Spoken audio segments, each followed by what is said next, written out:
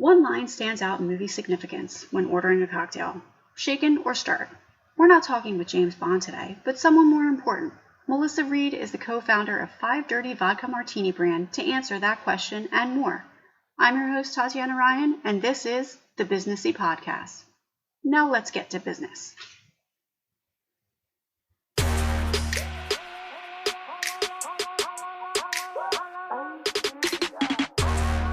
With me, Melissa Reed of Five Dirty Martinis. We are going to have so much fun today, Melissa. Yes, thank you so much for having me, Tatiana. We're thrilled to be a part of the project. I love the concept of the podcast and just being able to meet other entrepreneurs like yourself and being able to connect with other business owners and just sort of being able to share and learn from each other. And so we're thrilled, and I appreciate the invite and being able to, be part of the project. So thank you. Oh my gosh, let's get right into it. We're going to have so much fun. Now, you came up with this concept of Five Dirty. Yes. Where did the whole concept come up with? And you're hitting this market of mixers at the perfect time. Yeah, so we started, the whole concept was probably born in late 2018. And really what came from, or the idea came from, was just being able to have this, as we call it, a dirty on demand.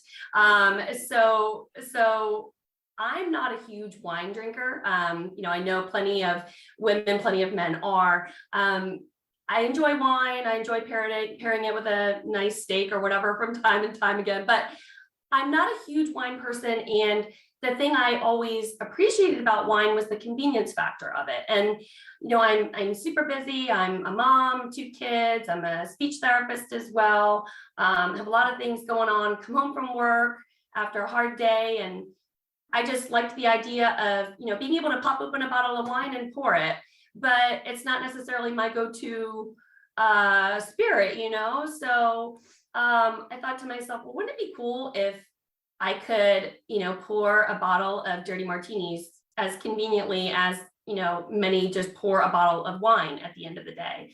And I was talking to my husband about it, Kyle, and he's like, well, why don't we just make that? And I said, because we have no idea how to do that. Kind of a learning curve. Yeah, exactly. But that's sort of when the idea was born, and we started to explore it a little further at that point. Oh, that is so awesome. Now, you said you have 2 kids, you're a speech therapist. Mm-hmm. Obviously, that went into making these. And, when you're making a dirty martini, you don't always have olives, brine, vermouth around. So exactly. You wanted to put everything all in one. And talk about your ingredients, because your ingredients are stellar. Yeah, so we really just wanted to mirror a bartender quality martini. So something that, if you were to make it yourself, or if you were going to go to a nice bar and order one, it would mirror that, that same quality. So we really took a lot of time in the formulation process to sort of fine tune all of that and the ingredients. I did a lot of sampling. My mom is my martini kind of such hard work. Well, and it was such hard work. She was there, in the trenches with me, trying dirties until we got it just right. We decided with a vodka from Big Spring Spirits. They're in Bellefonte, Pennsylvania, so they're the distillery that we use, and then a Spanish olive brine, and then the Italian vermouth. So we actually had two different products with Five Dirty. So the first round had a little bit more vermouth, and just getting feedback from customers and things, we decided to back off on that quite a bit. So there's really only a minuscule amount of the vermouth now. It's mainly just the vodka. And at this point, we are using a olive juice, and it is awesome. It is the only hand-pressed olive juice in the world. It's a brand called 1888, and they created this brand. They have a patent on it, so nobody else, in the world is making this juice.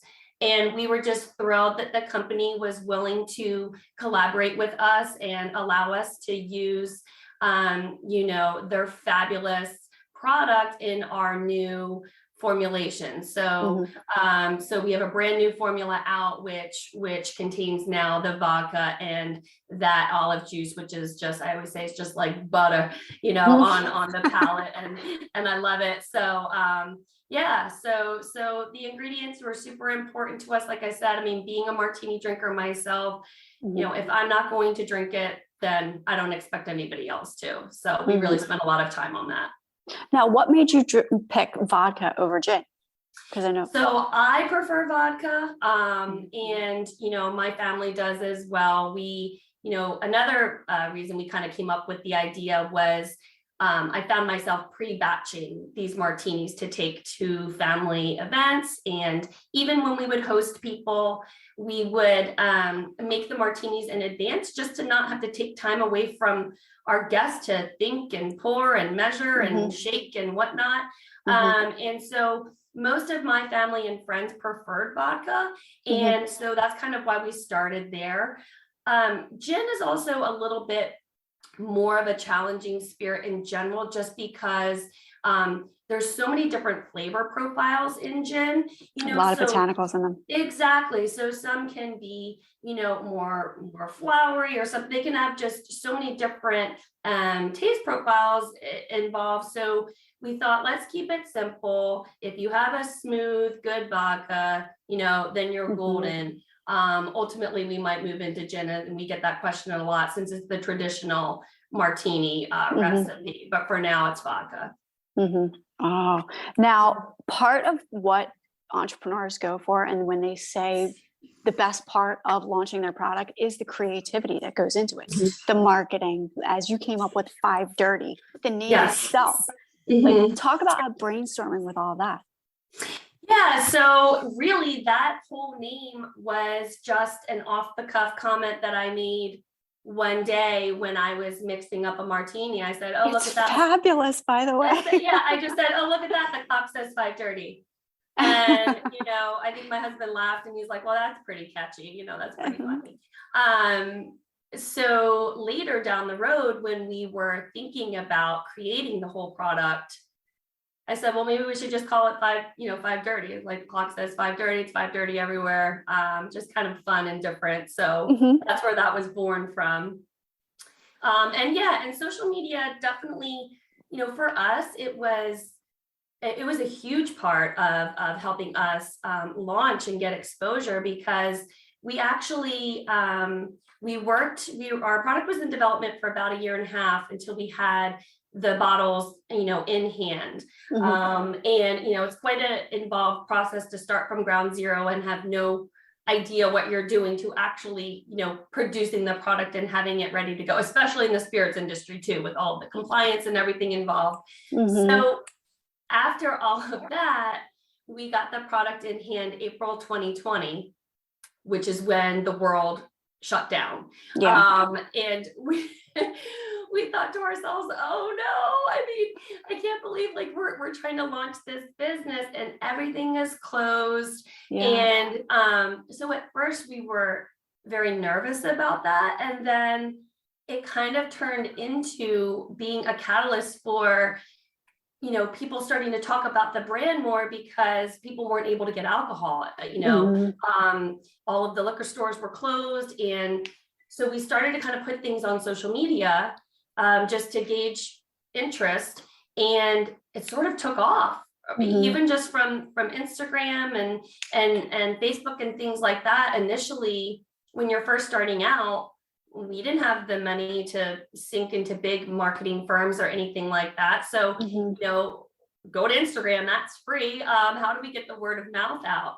And so people started to see, and gradually over time, people would tell their neighbor and somebody would tell somebody else, and just started to uptick our sales, which was awesome. So yeah, it was definitely a huge factor for us, because we weren't able to go out, boots on the ground, going into the stores, doing tastings and getting in front of people, doing events. We weren't able to do any of that.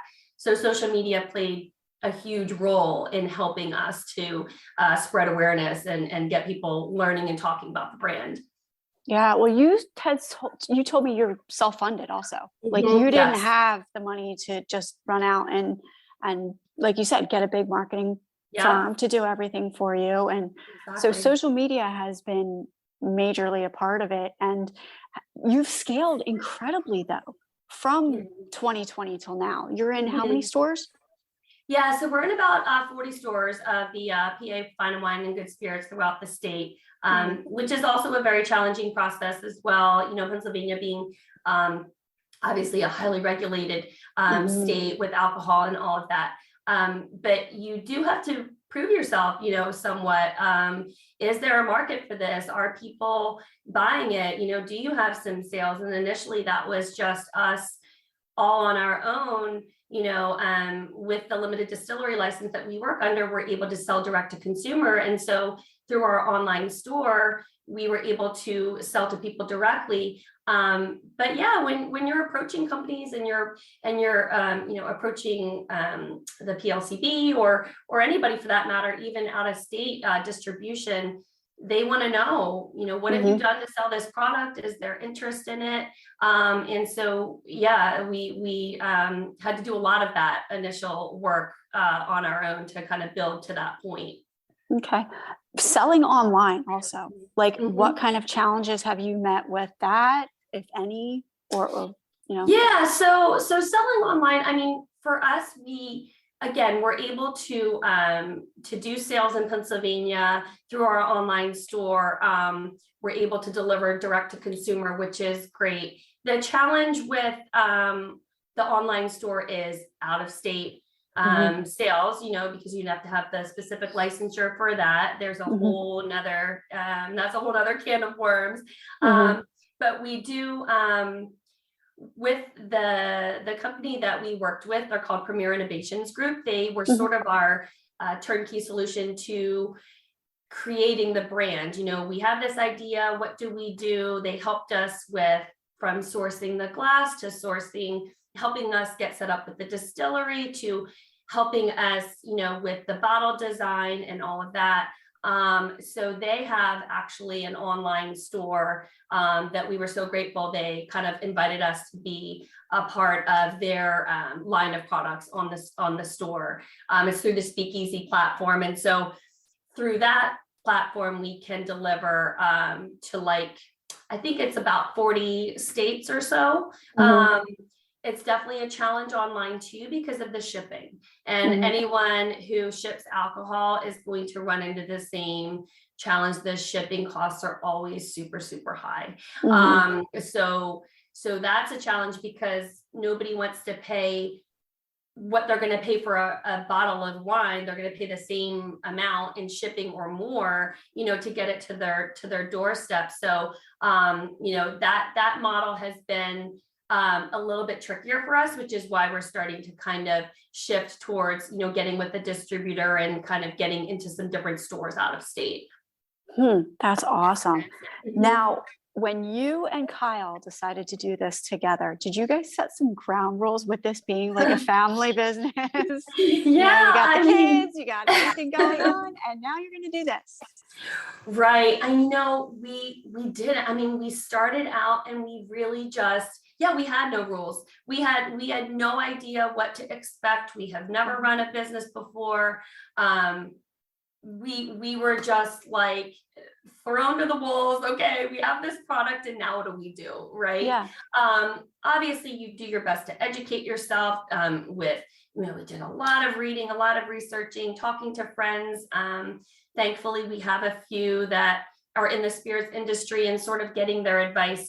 But at the beginning we were kind of all over the place. We were, okay, well, we have to launch the website and let's get some olives, and well, maybe we should, you know, move into trying to get, you know, an article in this magazine, or maybe we should try to do this. And so we were sort of just both coming up with a lot of different ideas, but then you also have to balance, you know, the financial aspect of it all. So I think over time, there were some growing pains for sure, but ultimately what we did was we sort of sank into our strengths and realizing, okay, what am I comfortable doing and what am I good at doing? And, you know, for us, Kyle is the money guy. He's good at, you know, he's great with crunching numbers. He loves a good spreadsheet. You know, so he kind of started to take on more of like the bookkeeping and, you know, sales management and all that kind of stuff. And then I'm sort of the creative end of the brand. That's just more where I shine. And so I naturally sort of started to step more into the marketing, you know, doing the social media, creating emails, you know, doing podcasts like I'm doing with you. So I think over time you sort of just, you grow and you learn and you say, okay, we're going to collaborate, of course, on all different areas of the business together. But I think sticking to your role the best as you can and staying in your own lane the best that you can kind of keeps everything flowing, you know, much better and kind of helps like save your mentality a little bit better, keeps things a little bit more organized for sure. Oh my gosh. Now, do you have any plans on expanding to other flavors? Oh yeah. Of the martinis. Yes, and we get that question a lot. Yes, when we've done tasting events and things like that, people, you either love a dirty martini or you're like, nope, I don't drink that. But do you have something else? Do you have a cosmopolitan? Do you have an old fashioned? And you know, so we started small again because it was my spirit of choice, and just there was no other brand out there. There was no other ready to drink dirty martini that we could find that was at 70 proof and that was a traditional dirty martini, not just like a flavored vodka sort of thing. So we started small just to see if we could even do this, right? We really just got our feet wet with that. And then now that we're almost, you know, we're moving into year 3, and feeling a little bit more comfortable and having gained so much knowledge running the business for this long, we're looking into, you know, doing that, which is really exciting. We're pursuing a license of our own so that we will have more control of the brand and being able to produce those products versus having to source out to another distillery and things like that. Right. So yeah, so ultimately I would love to do something on the sweet side. I would love to do, yeah, either a cosmopolitan or an espresso martini or something. Those are super big right now. And then ultimately gin would be the big one because it would be obviously the sister to our vodka product. And so I think it's important that we do ultimately have that available for customers as well. Oh my gosh, you have got so much going on. Are the kids helping you too? The kids are, you know, they're so funny. They say to me, I would say almost on a daily basis, they'll say, Mom, it's 5:30. They'll look at the clock and it says it's 5:30. And they just always pay attention to that. And it cracks me up. And they travel with that. We have to go do deliveries, you know. Even the other day I said, guys, get in the car, we've got to go out and deliver some bottles to some customers, and they've gotten really good about that. They understand that, you know, this is a family business, and even though they're young, they're only 7 and 9, but my husband and I think that it's been a great opportunity for them as well to sort of learn what building something is and what working hard means. And, you know, nothing's handed to you. If you have an idea, you have a dream, then go for it. But there's going to be a lot of work involved, and we all support each other in that aspect. So it's been fun, and I've enjoyed having them sort of collaborate with us in the best way that they can. That's awesome. Now, have there ever been like a disagreement that you guys had to work through, like as a challenge? Oh my goodness. Oh yeah, absolutely, all the time. And I think, you know, owning a small business and being fully self-funded, as you mentioned, you're always going to have challenges. And well, I think we should, pursue this, then, well, I don't think we're ready for that. I think we should pursue this. Or even just something small of creating an email that's going out to, our followers. It's like, oh, I don't really like that background, or maybe you should check, so there's always going to be little things that you don't see eye to eye 100%. But again, I think as we have gone over, like through the past couple of years, we've gotten more comfortable with our roles and what we're doing. And we've probably faced these problems before. And so now we know better how to answer it without, a lot of disagreement or anything like that. Oh, that's really, really good.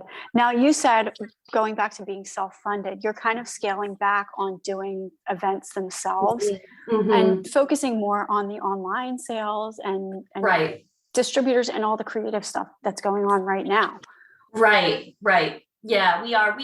We've been fortunate enough to do a lot of events all throughout the area, from country clubs to events sponsored by magazines and things like that, and it's been great. We love it. We love to be face to face with people and being able to talk about the brand and have them taste the products and get excited about them, and we can typically sell at those events, which is really nice. And we really, over time have realized how much of a time, constraint it is for us to continue to do the events when we're both working on the side as well. We have our own careers as well, and our children, and they take up a lot of time, as they should, and they should be a priority for us.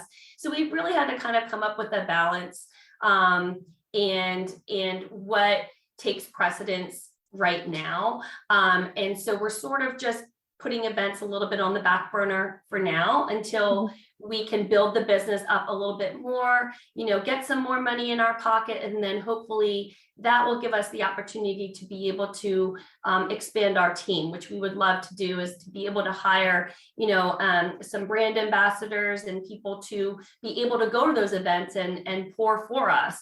So that's ultimately the goal. I always joke that I need a clone of myself. We all do. Exactly, right? Because I'd send that clone to that event while I'm doing, my speech therapy, and then the other clone is taking the children to basketball practice or whatever. So, but yeah, I think that's been another challenge of running the business, is to sort of decide what direction is the most important direction for us to be going in at this very moment. So for now, yes, we are focusing on distribution and sort of expanding out of the area. We feel like we've done a lot in the Philadelphia area, and we love our Philadelphia customers and they're big drinkers. Yes, exactly. All of our loyal customers. Yeah, absolutely. And so now we're trying to kind of expand the the brand to other areas, and then hopefully we'll be able to move back into doing more like in-person events. Now, did you ever get, doing online sales, I don't know how you do them, like any kind of certain requests? Like, what's the weirdest request you have ever gotten?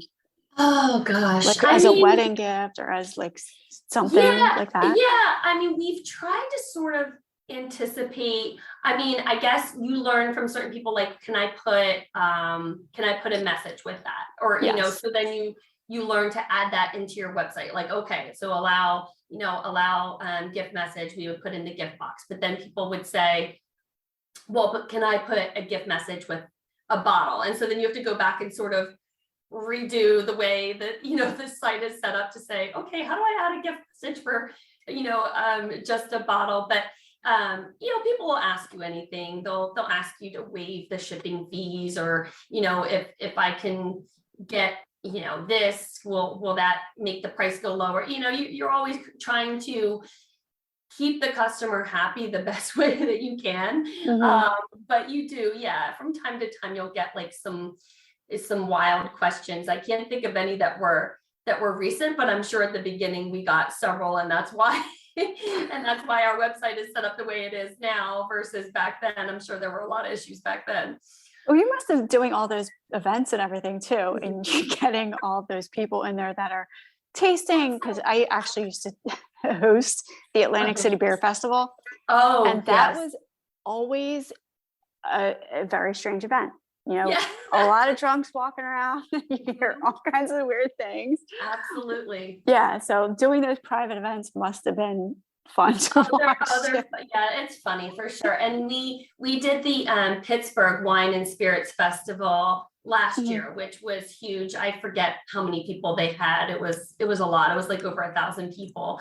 But you're right. I mean, it's always a wild ride at spirits festivals in particular, because we're drinking so much. You only get like a little bit, but you think if you visit 20 booths and you get a little bit at each booth, it adds up. And it would be funny because we would talk to people, you know, at the beginning of the night and dead sober, and then they'd come back at the end of the night and you're like, I remember you. There are quite a few videos probably on YouTube of me hosting. And of course I would have to drink with them too. And it's like you're going around to 90 booths and taking a shot of beer constantly. It's like, oh my God. And everybody's like, do you like beer? I'm like, not anymore. That is so cool. All right. I have one last question for you. And thank you so much for taking your time to do this. But of course, everybody knows Martini's with James Bond. So my ultimate question for you is shaken or stirred? Yeah. And I have to go with Bond, baby. I mean, I'm always a shaken girl. You know, to me, I just like the extra, you know, that frothy, icy, you know, you just get more depth when you shake it over ice. It's just like a little bit thicker. And for us, for our product specifically too, we always recommend shaking over ice, just because it gives you know, a little bit of dilution too. I mean, we're 70 proof, and so we're going to pack a punch just like any dirty martini will, that you get at a bar or whatnot. And so I just think that you having that little bit of extra water, that little extra dilution too, is helpful. But again, I think I just like the texture. That's always been my main thing when I've ordered them at bars and things. I just like them to be a little bit like frothier, a little bit thicker than if you were to just, you know, stir over ice. But people like them the way that they like them.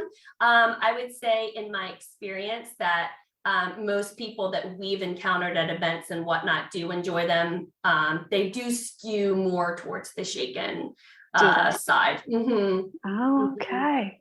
And maybe it is Bond, who knows? Maybe they think you're just cooler if you do it that way. I don't know, but the consensus is it's official now. Yeah. Where can everybody find you online and pick up bottles? Yeah, so you can go to our website, www.fivedirty.com, and you just click on where to buy, and then all of our methods of distribution are there. Okay, and what social media are you on? Because your Instagram is gorgeous. Yes, thank you. Yeah, so Instagram, we're at 5dirty _ martinis, and then at Facebook at just 5dirty. And yeah, so you can, if you are local to the Philadelphia area, we do ship directly to you within 48 hours of purchase. We will ship for free anything over $45. So if you get 2 bottles, then the shipping is for free. I always joke around that, you know, people will text us and say like, wow, that was a super quick delivery. And I always say we're the Amazon of dirties, you know, for this area. We will be on your doorstep within 48 hours. We don't want anybody waiting on their dirties. That's awesome. That is awesome. We would love it if you checked us out.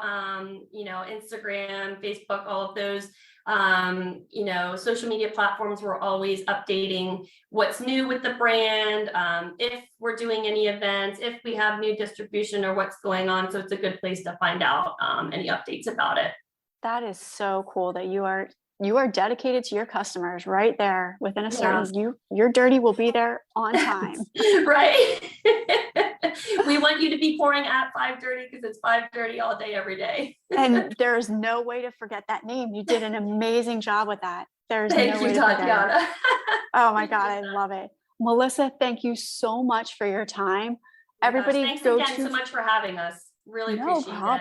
No problem at all. Everybody hit 5:30, go pick yourself up 5 bottles, and Melissa will be there dragging them out for you. Yeah. Awesome. And she'll send the kids out too. They're old enough to learn. Exactly. They don't carry the bottles yet. They stay in the car, but they'll give you a little weight from the back seat. My gosh, that is so great. Melissa, you have been such a pleasure. It has been so awesome. Everybody, I am Tatiana Ryann. This is the Businessy Podcast, and Melissa has been my guest. I thank you so much. Thank you again so much. Okay, let me just stop recording.